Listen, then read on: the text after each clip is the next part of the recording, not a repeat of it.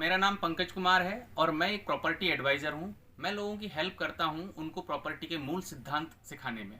आज दोस्तों हम सीखते हैं कि अगर हम प्रॉपर्टी लोन पे लेते हैं तो लोन पे लेने में हमें कैसे कैलकुलेशन करते हैं और क्या लोन पे हमें प्रॉपर्टी लेनी चाहिए, इन सब चीज़ों की आपको आज जानकारी मिलेगी। तो दोस्तों शुरुआत करते हैं कि कैसे हम प्रॉपर्टी की लोन की कैलकुलेशन करते हैं। आइए दोस्तों हम मान लेते हैं कि हमारा कोई प्रोजेक्ट 20,000 रुपये गज की रेट पे है और हमने 100 गज का एक प्लॉट लिया।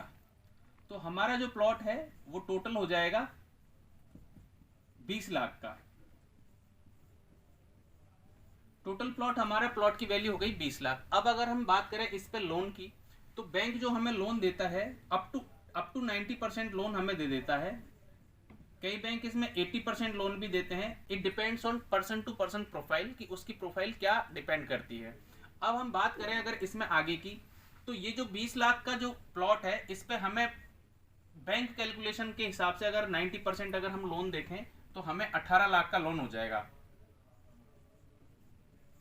ये हमारा लोन बैंक ने हमें दे दिया। और अगर हम इसकी कैलकुलेशन बात करें ईएमआई की, तो मोटा मोटी कैलकुलेशन अगर 15 साल के लिए हमने लोन लिया है तो हमारी जो ईएमआई आती है लगभग 15,000 रुपए के आसपास ही हमारी ईएमआई यहाँ पर होती है। राइट दोस्तों, अब बात आती है समझने की कि प्रॉपर्टी की जो वैल्यू है, जो ये वैल्यू है, ये हम एक एवरेज ग्रोथ अगर पकड़ के चलें जो ओवरऑल ग्रोथ को ले रही है प्रॉपर्टी, ये अलग बात है कि कई जगह पर प्रॉपर्टी एक्सपोनेंशियल ग्रोथ करती है, कई जगह पर प्रॉपर्टी सिर्फ इन्फ्लेशन रेट को बीट कर पाती है। लेकिन हम दोनों को मिलाकर के एक एवरेज निकालें तो एवरेज प्रॉपर्टी की जो ग्रोथ आती है वो 12% से लेकर 15% की ग्रोथ एवरेज आती है। अगर हम इसको 12% की ग्रोथ भी पकड़ के चलें तो हमारी ये जो प्रॉपर्टी है ये 5 साल में डबल हो जाती है। और जब 5 साल बाद में हम इसका कैलकुलेशन करें तो व्यक्ति ने देखिए हमें 18 लाख का लोन मिला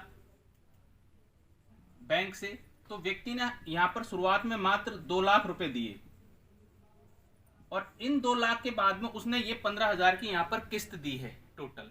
तो ये 15,000 की जो किस्त दी है, अगर वो 5 साल किस्त देता है तो इसको हम मल्टीप्लाई कर लेते हैं 60 से, और ये 2 लाख रुपए उसने शुरू में दिया है। इन 2 लाख रुपए के बाद में उसकी जो ग्रोथ है ये 5 साल में, अगर ये प्रॉपर्टी होती है आफ्टर 5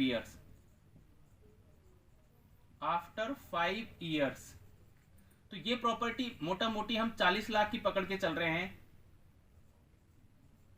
ये प्रॉपर्टी हमारी 40 लाख की हो जाएगी। और हमने जो यहां पर ये जो लोन लिया है ये हमने 5 साल में यहां पर चुका दिया।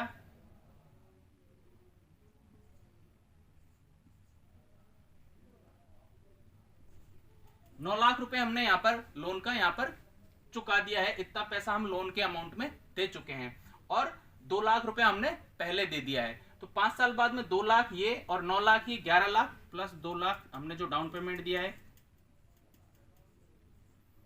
टोटल हमारा 11 लाख।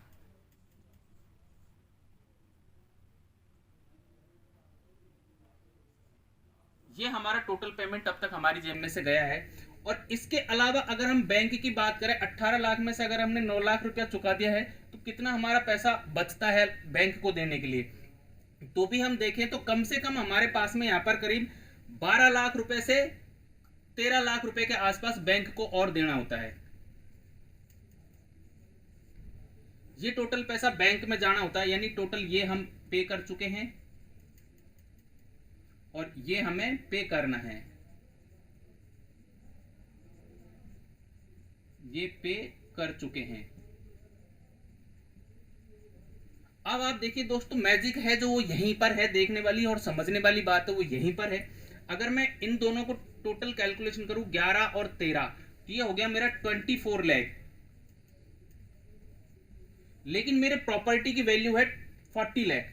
5 साल बाद में सारे डेट्स खत्म करने के बाद भी, यानी कि मैंने बैंक को चुका दिया, ये जो बैंक 18 लाख का तो 13 लाख मैंने यहाँ बैंक को चुका दिया, ये इंटरेस्ट और प्लस ईएमआई मैंने 9 लाख की थी, ये भी मैंने यहां से चुका दी, और ये 2 लाख रुपए मैंने पहले जो डीपी दिया था डाउन पेमेंट, ये भी मैंने चुका दिया। इन सब की कैलकुलेशन मेरी 24 लाख हो रही है। इस 24 लाख रुपए में इस 40 लाख रुपए में से चुका देता हूं, उसके बाद भी मेरे पास में करीब करीब 16 लाख रुपए नेट प्रॉफिट मुझे एक प्लॉट देता है 5 साल के बाद में। और अगर मैं इसको ईयरली कैलकुलेट करूं तो हर साल मुझे एक प्लॉट करीब करीब 1.25 लाख रुपया यहां से कमा करके दे रहा है। यही मैजिक है दोस्तों लोन पर प्रॉपर्टी लेने का। अगर आपको इसमें कहीं पर भी कोई भी कंफ्यूजन है तो आप मेरे दिए हुए नंबर पर कांटेक्ट कीजिए, मैं आपको और डिटेल से समझाऊंगा कि कैसे आप लोन पे प्रॉपर्टी लेकर के अपनी जो प्रॉपर्टी में इन्वेस्टमेंट है उसको एक्सपोनेंशियली ग्रोथ कर सकते हैं। थैंक यू दोस्तों।